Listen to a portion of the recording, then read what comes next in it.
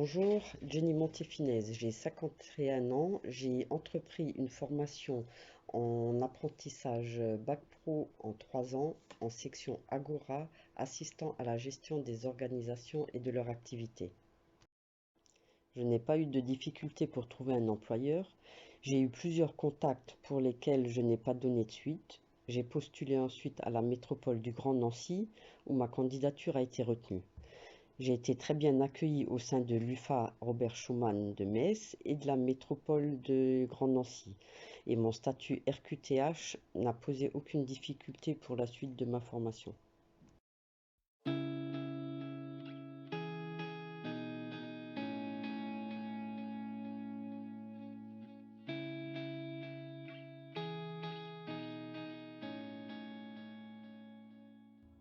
Bonjour à tous, je me présente, je suis Laura Tiss, conseillère principale d'éducation au sein de l'UFA Robert Schuman de Metz et référente handicap de l'établissement.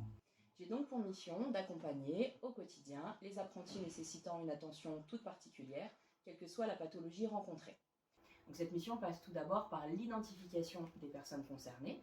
Donc pour cela, nous avons choisi de passer par un document spécifique dans le dossier d'inscription à compléter au besoin.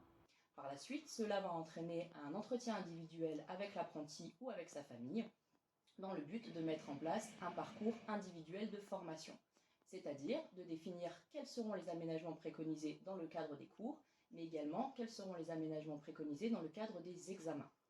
Bien entendu, tout au long de la formation, il y aura des entretiens individuels avec l'apprenti, tout d'abord pour instaurer une relation de confiance et surtout la consolider, mais également pour prendre conscience de l'évolution de la santé de l'apprenti et bien sûr des difficultés auxquelles il doit faire face au quotidien.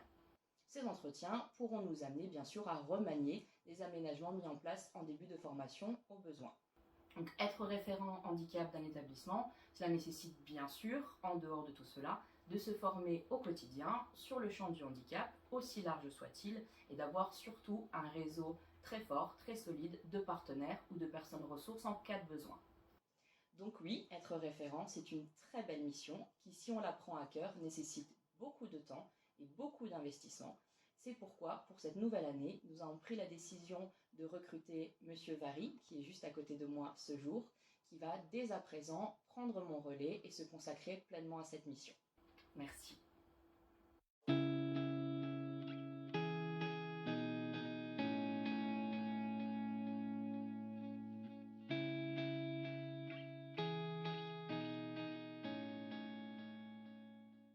Olivier Vary, c'est moi qui prends le relais sur la mission référent handicap de Lauratis.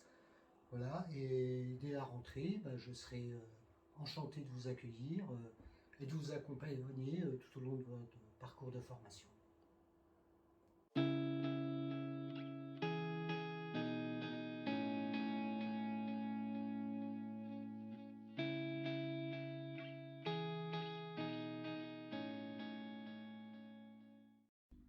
Bonjour, je m'appelle Nathalie Houssin, je suis ressource handicap formation pour le compte de la GFIP et je travaille donc à l'association Pyramide Est qui gère le Cap Emploi en Moselle. Donc en tant que ressource handicap formation, je vais travailler avec l'UFA de Robert Schuman pour préparer l'arrivée des futurs alternants en situation de handicap qui présentent des difficultés liées à une maladie ou des difficultés liées à des apprentissages ou des difficultés sensorielles.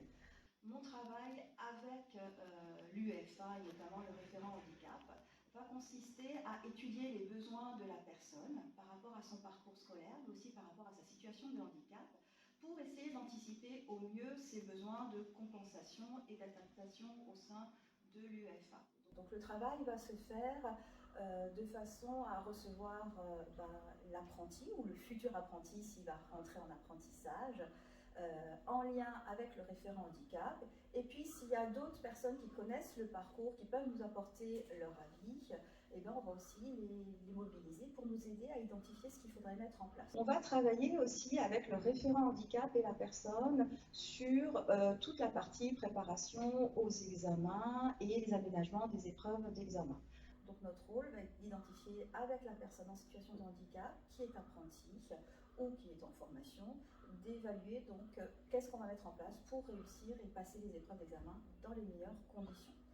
Notre travail avec le référent handicap va souvent se faire, si c'est possible, avant l'entrée au CFA, mais il va aussi pouvoir se faire dès l'entrée en CFA ou en cours d'année si la situation évolue ou si elle n'est portée à la connaissance qu'en cours d'année.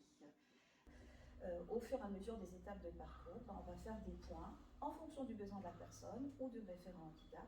Et nous sommes là en tant que ressources handicap formation pour apporter notre connaissance, notre savoir et faire en sorte que la formation, la personne puisse la suivre dans les meilleures conditions possibles et qu'elle puisse au bout aboutir à son diplôme.